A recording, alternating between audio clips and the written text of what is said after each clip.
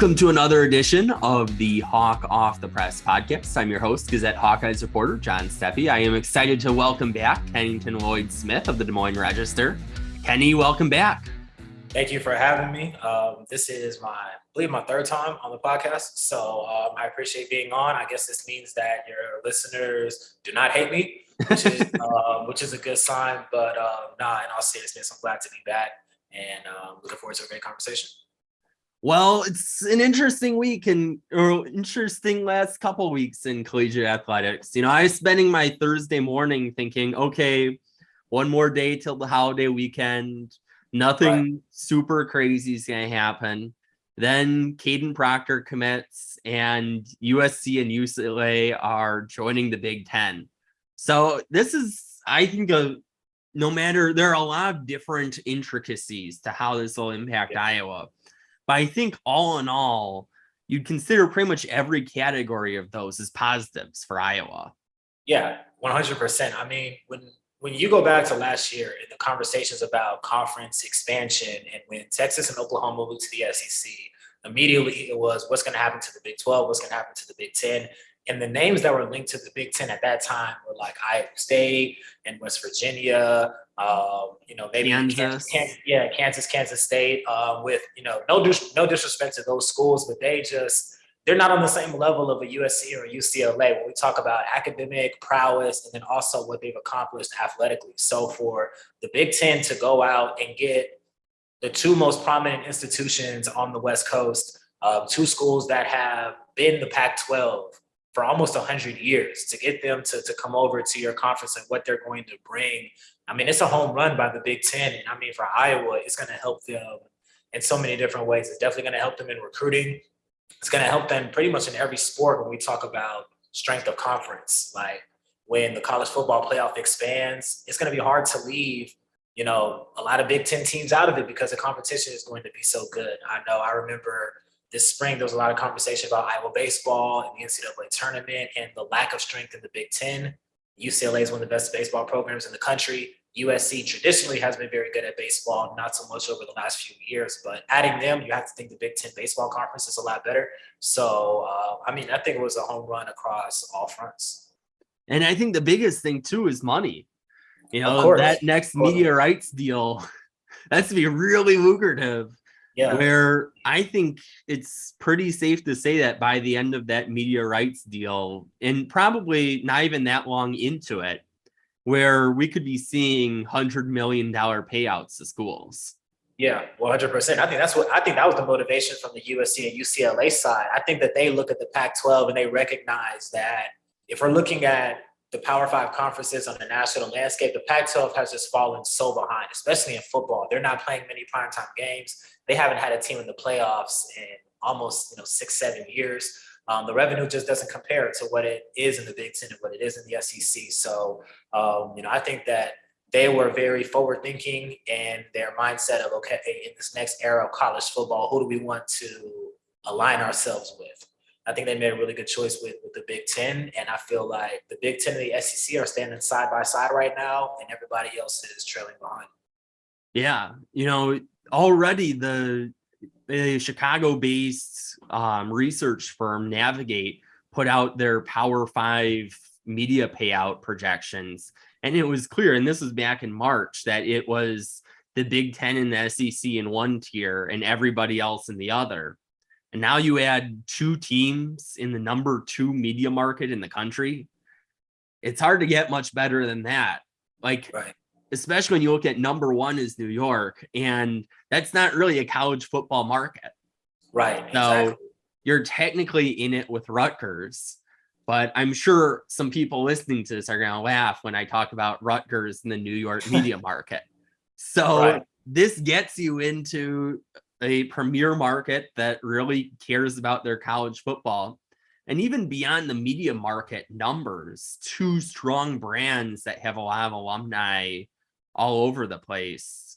That's a lot of eyes are going to be on the Big Ten already a lot of eyes on the Big Ten, but especially starting in 2024 when they join the conference.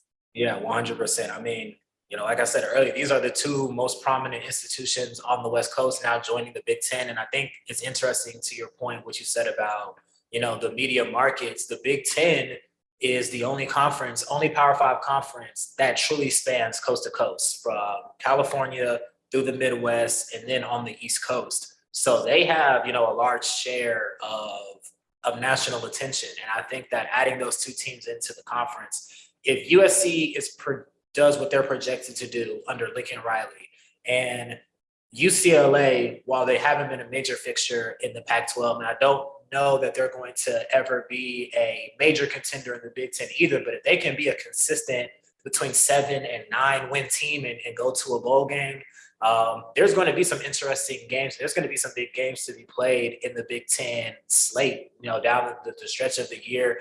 And, it's just going to add a different element to what's happening in the Big Ten. I think that it's like almost a 180 of what Maryland and Rutgers brought to the Big Ten several years ago. It was no disrespect to Maryland and Rutgers, but they athletically are not bringing to the table what USC and UCLA are bringing, especially on the football side. So, I love it. I'm really interested in it. Me and Chad have already had conversations about, LA road trips and wanting to kind of like lay claim to going out to the West Coast and all of that. So like, it's exciting for us as media members. I know it's exciting for the fans as well. And, if you're a player, imagine instead of a late November game in Minnesota, like we're going to have this year, a late November game in Los Angeles. Like that is, you can't help but smile at that if you're a player or a coach on the team. So or a reporter, right? Exactly. Oh no, I'm all in. It's been well documented how much I hate cold weather. So to get a chance to make some road trips out during football season, even basketball season, like it's going to be freezing traveling the Big Ten during basketball season, which I already went through this year. It was horrible. So I'm looking forward to some West Coast trips. On the flip side, it's going to be really brutal for UCLA when they're having to fly up to East Lansing in February, or even Iowa in February, anywhere. That's going to be an awakening for them. Right. Yeah. I think it was Robert at the DI who had the tweet. It was like a viral tweet about like when USC breathes that cold air for the first time in Iowa, and it was a video of Idris Elba choking. Like that's going to be an adjustment for them too. But I'm sure they're not shying away from it too much. So I think they'll be game. I'm sure they have long sleeve shirts in California, right? They have enough time to buy those. They have enough time to buy long sleeves and hand warmers and heat generators and whatever they need to stay warm out there. 2 long years to prepare for that. Right.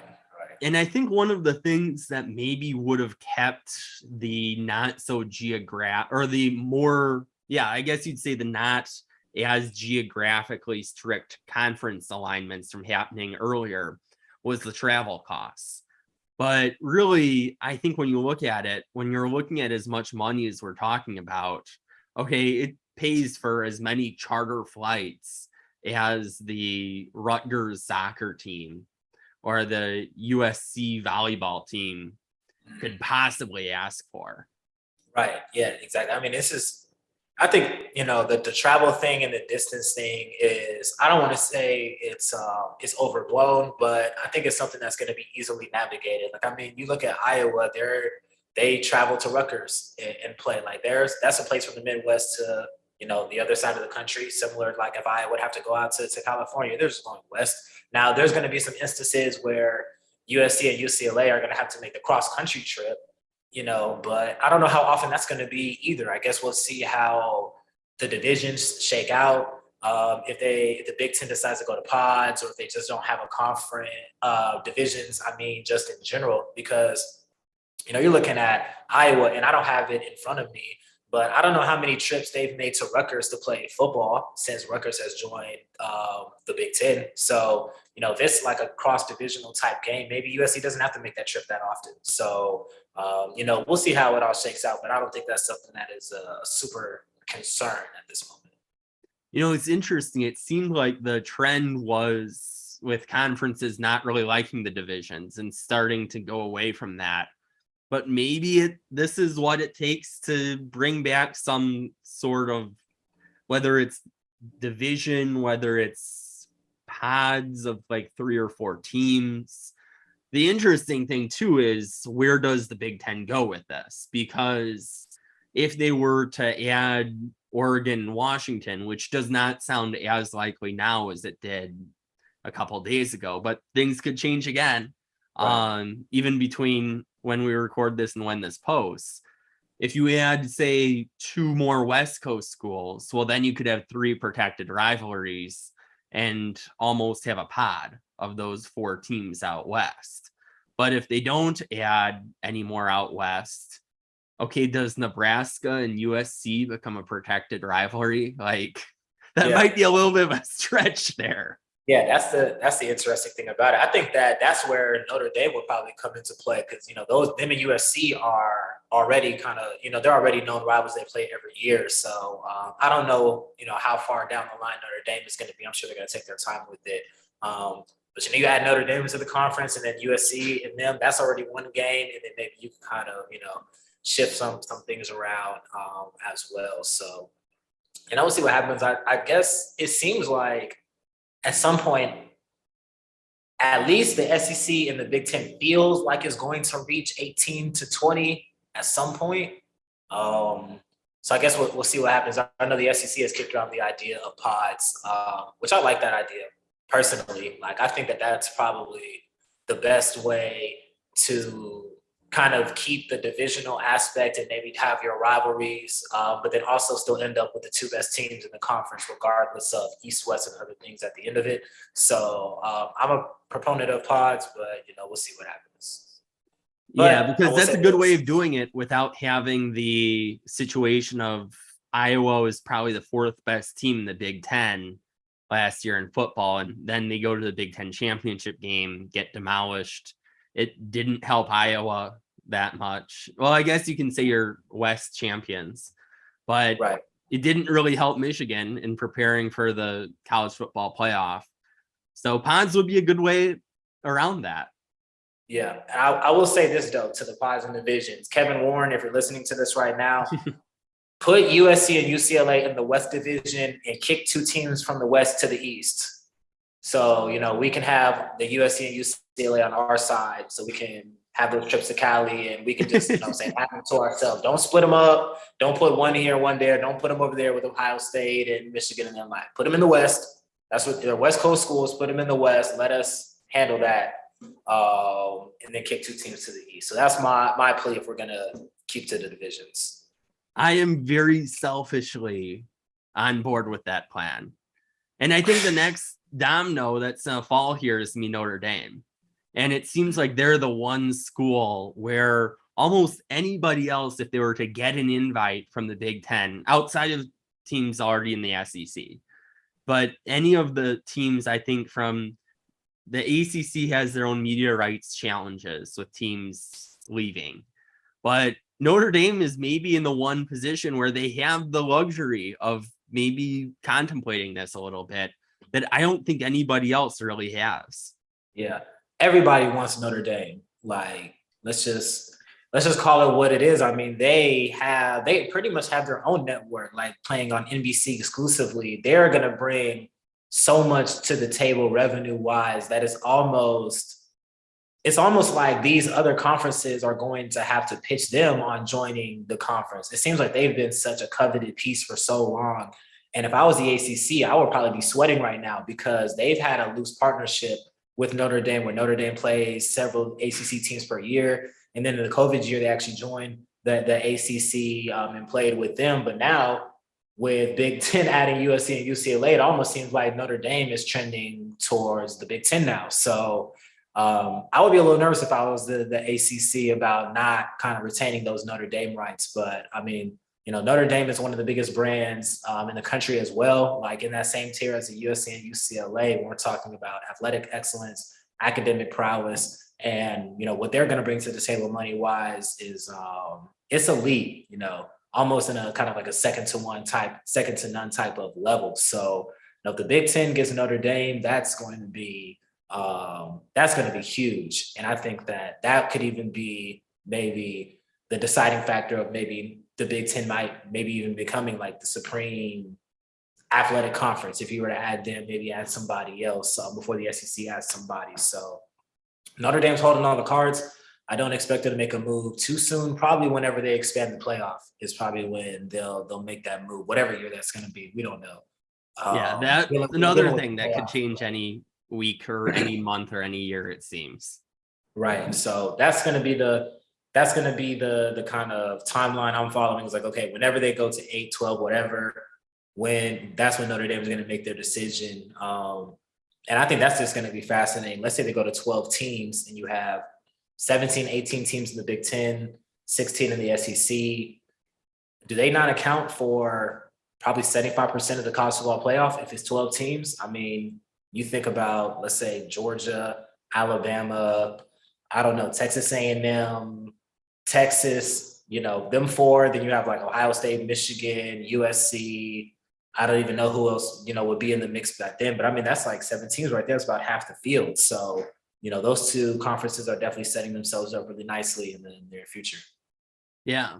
And it's interesting, too, with how selective the Big Ten has been. As you're mentioning earlier, that there were the conversations a year ago about Kansas State, those types of teams, and they pass on them, which avoids having some more of those clunker games, which I think, too, really adds to the level of it when you have a higher percentage of blue bloods on the schedule.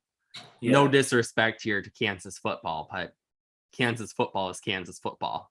Right, exactly. I mean, it will be a good basketball play, but like we all know, these decisions are made with football in mind. I think we can all agree there that with the exception of one conference in America, all of these are football decisions. The one exception being the Big East, considering they're all the schools that make decisions based on basketball. Right. So, it's a football world. Yeah. And I think, even USC and UCLA is going to be good for Big Ten basketball. USC's gone to the tournament 5 out of the last 6 years in basketball. UCLA, while they haven't been, the John Wooden Bruins, there are very few basketball brands and recognizable names as UCLA. So that checks the basketball box as well for the Big Ten. And Mick Cronin has put together some good teams there too. Mm-hmm. And you get to say that Pauley Pavilion is a Big Ten venue. Right. No, it's a slam dunk for sure on all sides. So, good on the Big Ten. Kevin Warren, the commissioner, has taken heat over the years for various things. And there was a lot of questions about conference expansion and what's the Big Ten going to do. And people were kind of questioning his leadership last summer. And he, to his credit, stood firm and reeled in, 2 huge fish.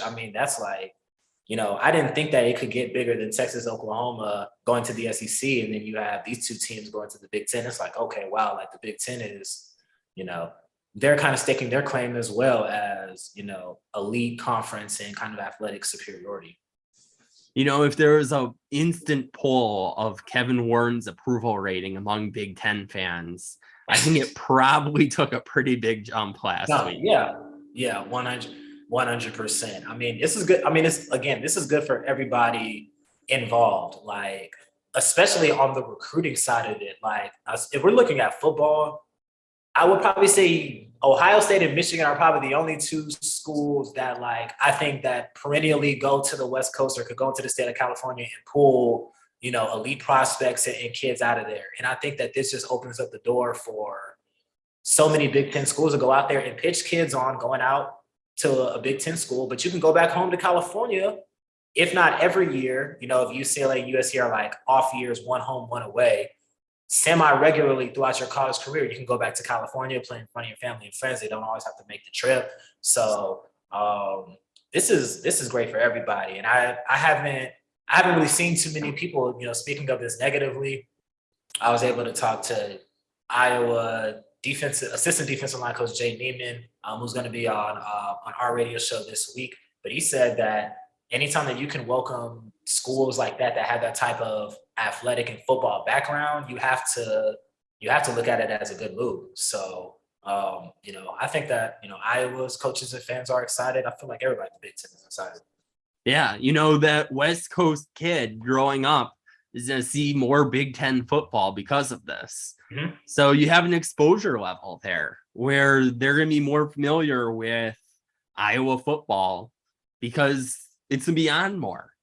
So I don't know how accessible Big Ten network is right now in California, but I would imagine that if it's not pretty accessible right now, it's going to get more accessible in the next 2 years and that's a win for a school like Iowa that's in, let's see, the Cedar Rapids, Iowa City, Waterloo, Dubuque media market is, I think, like 90th. So then you get your brand of football, not all the time, but fairly often viewed in media market number 2 and the many other California media markets that are also in Southern California. That's a win. Yeah, I think that's a great point. And this is something that I can relate to personally growing up in the South. When I moved up here a year ago, people were asking me how much I knew about Iowa and the Big Ten. When you're not from the Midwest and you're not from the area, the only lens that you look at the Big Ten from is Ohio State and Michigan. Like, I can't say that I've watched an Iowa football game unless they were playing Ohio State or Michigan, or the other game that I can think of off the top of my head was that Rose Bowl when they played Stanford. But other than that, like, I don't think people want the reminder. Yeah, exactly. Right. Yeah, I'm sure that they're like, it's good that let's not speak about that. But, if you're from the South, you're watching, the SEC, you're not checking for, the teams in the Big Ten unless they're like the Blue Bloods, like you say. If you're on the West Coast, it's USC, it's UCLA, it's Oregon, it's, Arizona, whatever the case may be, is those schools on the West Coast, you don't have that frame of mind. So welcoming those schools kind of to the homes on the West Coast, is really going to do well in terms of advancing the national brand. So I definitely agree with you there. Well, it'll be an interesting time in the weeks and months and years ahead. Yeah, for sure. Now I'm looking forward to it.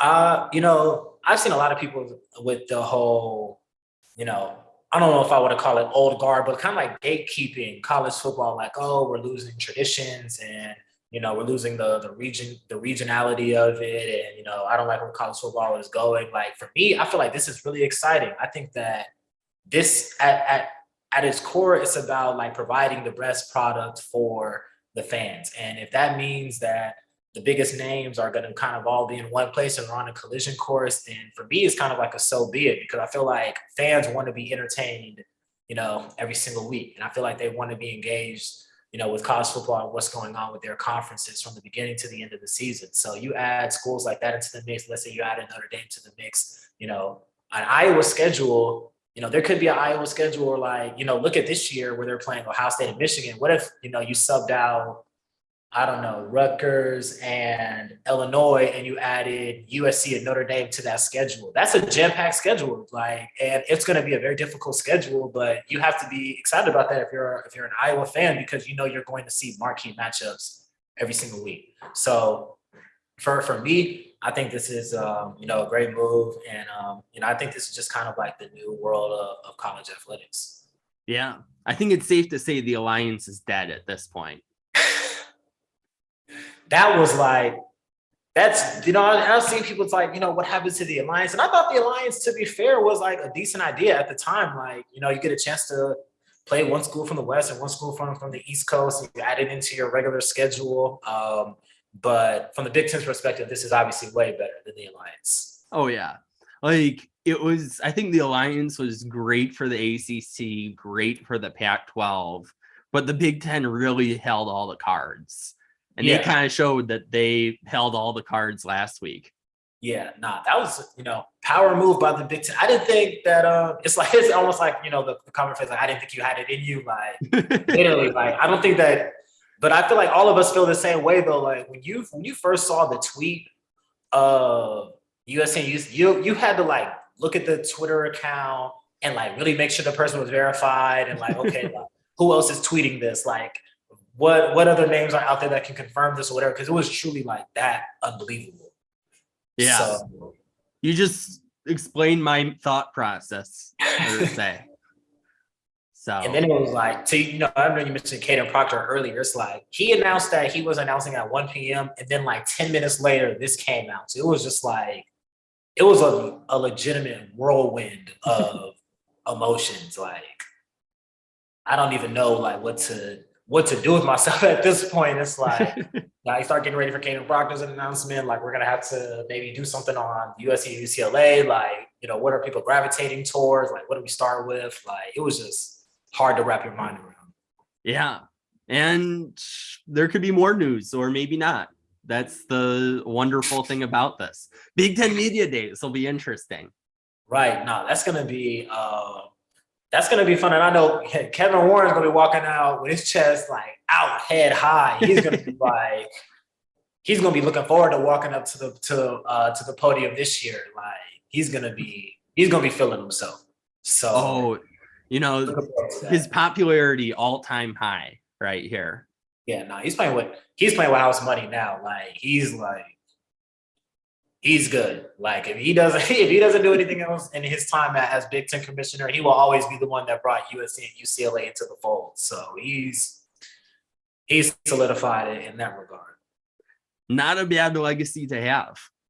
Right, exactly. I mean, again, like, I think that there probably has been conversations about it, but I don't think that there's been enough made about how significant it is that it was these two schools that have carried the torch for the Pac-12 for almost 100 years. Like, these are these schools. Like, this would be like, yeah, like, Texas and Oklahoma carrying it for the Big 12, but the Big 12 hasn't been around as long as the Pac-12. Like, to take the two flagship institutions from one conference and adding it to yours, it's like, that's significant, and something that is going to be a seismic shift across all different areas and aspects. Well, if you kind of flip the table, it'd be almost like if a different conference poached Ohio State and Michigan right, from the Big Ten, and how massive that would be for whichever conference got those two schools, and also how bad it would be for everyone else. But then you multiply it, because instead of media markets, whatever Columbus and Detroit are, I don't remember those numbers off the top of my head, you have them in LA. So it's really hard to convey just how much of a magnitude this has on the college athletics landscape. And devastating for the Pac-12. Like, there are no equivalents to those two schools leaving the Pac-12. And I have to give a little bit of credit to the Big 12 here, because when the Big 12 lost Oklahoma and Texas, they immediately sought out the best group of 5 schools that probably could make the Power 5 jump. So they went and got Cincinnati, and they got Central Florida, they got BYU and Houston. There aren't really that many fringe group of 5 schools left out there to add to your conference, to add some cachet. Like, if the Pac-12 could have added a BYU, that's not the same as a USC or UCLA, but it is something. Yeah. You know what I'm saying? It's better than UTEP. Right, exactly. It's a notable name. Excuse me. So, like, looking at the Pac-12 now, like, I don't even know who are the best options for them to add. Like, San Diego State, Fresno State, like, they're good but schools. They don't have football. Yeah, like, these are good schools, and they play good football at their level. I'm not saying that they don't, but it's not USC and UCLA.